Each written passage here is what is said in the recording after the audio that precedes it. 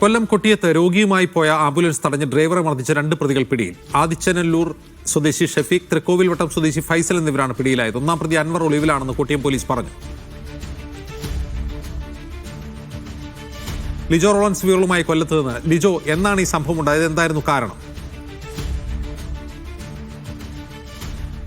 Ajims, October മാസം 28-ാം തീയതി രാത്രി 10 മണി കഴിയുന്ന സമയത്താണ് കൊട്ടിയത്തിന് സമീപത്ത് വെച്ച് ഇത്തരത്തിലൊരു ആക്രമണം ഉണ്ടായത്. അതായത് പത്തനാപുരത്ത് നിന്നും കൊട്ടിയത്തെ ഒരു സ്വകാര്യ ആശുപത്രിയിലേക്ക് രോഗിയുമായി വരികയായിരുന്നു ആംബുലൻസ്. ഈ സമയത്ത് മുന്നിലൂടെ കടന്നുപോയ ഈ ബൈക്ക് സൈഡ് നൽകിയിട്ടുണ്ടായിരുന്നില്ല. തുടർന്ന് ഹോൺ അടിക്കുകയും ഇതിൽ അലോസരപ്പെട്ടുകൊണ്ട് അവർ ആ ബൈക്ക് കൊണ്ട് കുറുകെ നിർത്തിയതിനു ശേഷം ഇറങ്ങി വന്ന് ആംബുലൻസ് ഡ്രൈവറെ ആക്രമിച്ചു. മാത്രമല്ല, ആംബുലൻസ് ഡ്രൈവറുടെ കയ്യിലുണ്ടായിരുന്ന വിലപിടിപ്പുള്ള ഒരു സ്മാർട്ട് വാച്ച് ഉൾപ്പെടെ മോഷണം പോവുകയും ചെയ്തിട്ടുണ്ടായിരുന്നു. ഉടൻ തന്നെ പരാതി നൽകുകയും ചെയ്തിട്ടുണ്ടായിരുന്നു. പരിക്കേറ്റത് ആംബുലൻസ് ഡ്രൈവറായിട്ടുള്ള പത്തനാപുരം സ്വദേശി ബിവിനായിരുന്നു. ബിവിൻ പരാതി നൽകിയതിന്റെ അടിസ്ഥാനത്തിൽ കൊട്ടിയം പോലീസ് ഇത്തരത്തിൽ ആംബുലൻസ് തടഞ്ഞു നിർത്തി ആക്രമിച്ചതിനും മോഷണക്കുറ്റവും ചുമത്തിയായിരുന്നു പ്രതികൾക്കെതിരെ കേസെടുത്തത്. 3 പേരായിരുന്നു ഉണ്ടായിരുന്നത്. അതിൽ 2 പേരെയാണ് കഴിഞ്ഞ ദിവസം ഇന്ന് പുലർച്ചയോടുകൂടെ കൊട്ടിയം പോലീസ് തന്നെ പിടികൂടിയിരിക്കുന്നത്. ആദിച്ചനല്ലൂർ സ്വദേശി ഷഫീഖ്, തൃക്കോവിൽവട്ടം സ്വദേശിയായിട്ടുള്ള ഫൈസൽ എന്നിവരാണ് പിടികൂടിയിരിക്കുന്നത്.